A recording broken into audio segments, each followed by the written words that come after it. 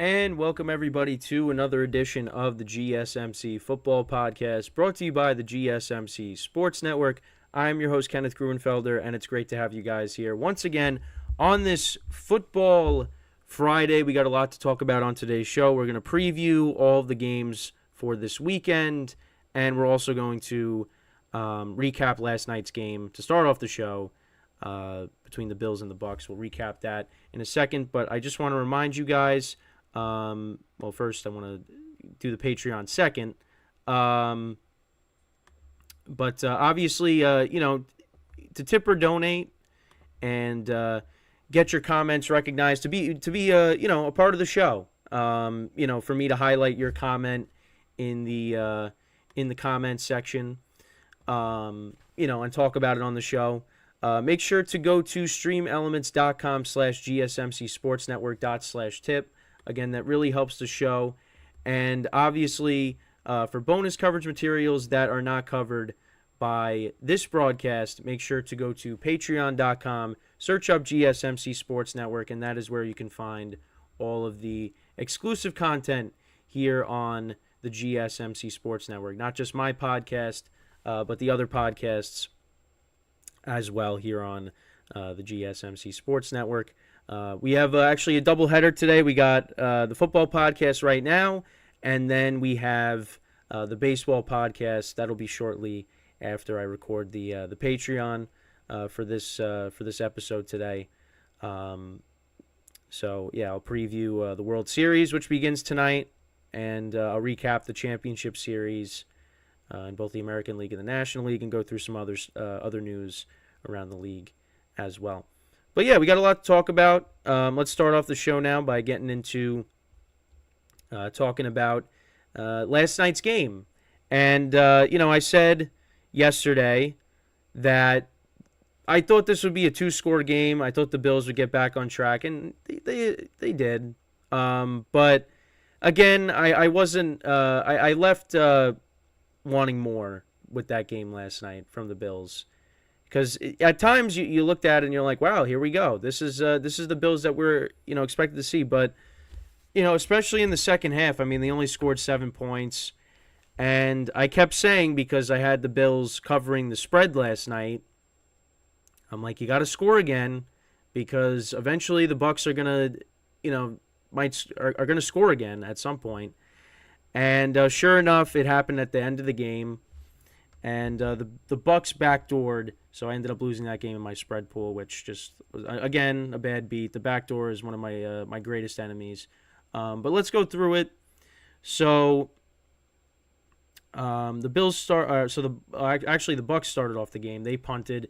The Bills went down the field, 10 plays, 77 yards, 4.5 minutes, and they kicked a field goal. The Bucs then went down the field as well, 7 plays, 48 yards, but they ended up missing a field goal. That actually, I think that got blocked. Yeah, it was a blocked field goal. And then the Bills turned it over on downs. Bucs punted and gave the Bills good field position. 5 plays, 23 yards on their next drive, almost 3 minutes. And the Bills got their first touchdown. Josh Allen rushed for 13 yards. And he actually was in the medical tent. They were checking out his shoulder. They were saying on the broadcast that he was giving low fives instead of high fives on the sideline. Because you saw Kyle Allen warming up, and you're like, oh, no. But Josh Allen was able to finish the game. So it was 10-0 at that point. Then a field goal the Bucs got, 8 plays, 36 yards. So it was 10-3 at that point. And then on the Bills' first possession of their next drive, Josh Allen throws a pass that gets tipped up in the air and intercepted, and the Bucs cash in. Baker Mayfield connects with Chris Godwin for 3 yards, a 3-yard touchdown there. That was set up by a Baker Mayfield pass to Rachaad White for 20 yards, and he was involved in the passing game a lot last night. Then the Bucs, then after that, the Bills responded with their own touchdown, 9 plays, 75 yards, 4 minutes. And that was to Dalton Kincaid, a 22-yard touchdown. So that was his first touchdown of the season. And he's going to have to step up because, obviously Dawson Knox, their number one tight end, he's going to be out for a while. I think he's getting wrist surgery. So, Kincaid, a guy that's got to step up, and he did so on that drive. Bucks punted, and then the Bills just kneeled it down, and that was the end of the half. And then the Bills scored a touchdown on their first possession out of the half. Josh Allen connected with Gabe Davis for a touchdown, a 4-yard touchdown. So the Bills were up 2 scores, and that was the last time they scored. The next 4 possessions in the third quarter were all punts. First 2 possessions of the fourth quarter were punts. And then the Bucks went on a drive that was 17 plays, 92 yards, almost 7.5 minutes, and got a touchdown. And it was one of the weirdest drives because the Bills, they stopped them on 4th down twice. And there was, of course, penalties. There was a penalty. So to start the drive, there was a penalty on the Bucks. It was a false start. The next penalty was a offensive holding. So immediately the Bucks got backed up, and then Mayfield got sacked twice, and then of course there was a penalty on 4th down and 10. It was illegal contact, so that gave him a first down. Then another penalty where on 4th and 8 you thought, okay, now the game's over, and there was a face mask. So the Bucks continued their drive, and then on 4th and 10. Baker connected with Mike Evans for a 24-yard touchdown, and that actually got that got tipped. Well, it didn't get tipped, but like the defensive back made contact with it, and Evans was able to maintain possession and hold on to it. But then the 2-point conversion was tipped up, and Cade Otton made the catch. Then the Bills punted. The Bucks were able to heave a Hail Mary, which actually could have gotten caught. People talking about it possibly could have been a flag that should have been thrown, but wasn't. But Chris Godwin was in position to make that catch. Nobody made contact with the ball. Baker threw it from his own 45. So that was an impressive throw to make it there. I didn't really think he had the. I mean, he actually has thrown a Hail Mary before, so I can't say I didn't. I was surprised by his arm strength because he has heaved up a Hail Mary before. But Godwin wasn't able to see it in time, and it just fell, and that was how the game ended. Josh Allen finished the game, 324 yards, 2 touchdowns, and an interception, which led to points. Bills really didn't they did try to run the ball. James Cook was their leading rusher, 14 carries for 67 yards. Josh Allen had 7 for 41 and a touchdown. Their leading receiver was actually Khalil Shakir, 6 receptions for 92 yards. Gabe Davis had a good game, 9 receptions for 87 yards and a touchdown. Diggs had a quiet night, 9 for 70. Dalton Kincaid had 5 for 65 and a touchdown. And then on the Bucs side, Baker, 25 for 42, 237, 2 touchdowns, no picks. Bucs really couldn't run the ball in this game. They only ran it for 78 yards. Rashad White was their leading rusher. He was also their leading receiver, 7 receptions for 70 yards. Chris Godwin had 5 for 54 and a touchdown. Mike Evans had 3 for 39 and a touchdown, and most of that came off of the 24-yard touchdown. He was quiet most of the night. But yeah, a couple things to talk about. Again, Josh Allen's interception led to more points. I felt like they should have won this game by multiple scores. I mean, they were the better team, but they scored 7 points in the second half.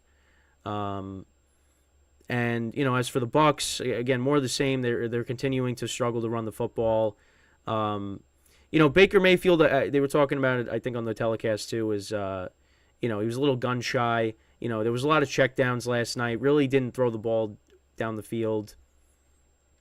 And the offense really struggled to do anything last night. I mean, they got gifted the Josh Allen turnover that set up the Godwin touchdown, but overall, the Bucs offense, they struggled most of the night. I mean, Baker's stat line looks decent, but if you really watch the game, I mean, the Bucs really struggled to move the ball the whole night. They got gifted the penalties too that set up that touchdown. So, the game is a lot closer than it should have been. But again, the Bills, I mean, they still look off. I mean, you get the win, which is good. But Josh Allen, that was a bad pick. Well, not really a bad pick, but it got tipped up.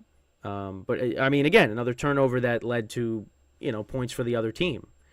So, but the Bills get back on the right track. The Bucs, I mean that they lose another game. That's 3 in a row now after they started off the season 3-1. So yeah, I mean the Bucs defense kept them in it. So you got to give them credit for that. But the offense still has some issues, again, struggling to run the ball. Baker was holding on to the ball for a while. He didn't he really didn't he didn't have any quick releases on any of it, really, on any of his passes. I thought, because the other thing too is, I mean, the Bills were backing up the Bucs, in bad field position. I mean, they were literally throwing from their own end zone. And I was surprised that Baker didn't get sacked for a safety. I thought that was coming, but that it didn't. But the Bills get the win. They get back on the right track in terms of, getting back in the win column. But they're still not right. They're still not right. I mean, there were a few moments where you're like, okay, here we go. But then, the offense stalled in the second half. And the Bucs backdoored, which I'm just still very salty about. Now, I have Mike Evans in fantasy, so that was at least good. But I mean, really, and the only reason they even got in that spot is because of the penalties. Game should have been over. Final score should have been 24-10. But yeah, they gotta. Josh Allen's gotta not turn the ball over, because again, the Bucs cashed in on that. They cashed in on that, and they cashed in on penalties. So if those don't happen, then what does the score end up being? But the Bills needed that win. They got to keep pace with the Dolphins. The Bucs, I mean, they're not out of anything by any means. They still got a shot with the division, but they've lost 3 in a row now, and that's not good, especially because they were 3-1, and I thought, hey, they look like the best team in their division right now. Well, right now that's not the case. The offense is struggling. So, and I know Tristan Wirfs, he got banged up in this game. But yeah, I mean, Mike Evans really didn't do anything in this game. You can also credit the Bills' defense; they did a good job covering him. But yeah, a lot of checkdowns. Last night. So, and that's not really that's not going to win you games. I mean, you saw what the Saints doing it the other night. Well, last week. So yeah, I mean, both offenses are struggling right now. I mean, the Bills got the win. The better team won last night. The Bucs the Bucs had their chances. They could have won. They kept it close, but they just couldn't move the ball. So, but the Bills get the win, and they improved to now 5-3 on the season. Bucs dropped to 3-4. So yeah, that's what got us started for Week 8. So with that, we are going to take our first break of the show, and then when we come back, we're going to discuss the 49ers-Bengals game. Obviously, Brock Purdy, it looks like he's not going to be playing, so it's going to be Sam Darnold. Bengals coming off of a bye. This is one of the best games this weekend, arguably the best. So we'll preview that when we come back here on the GSMC Football Podcast. So stick around, and we'll be right back.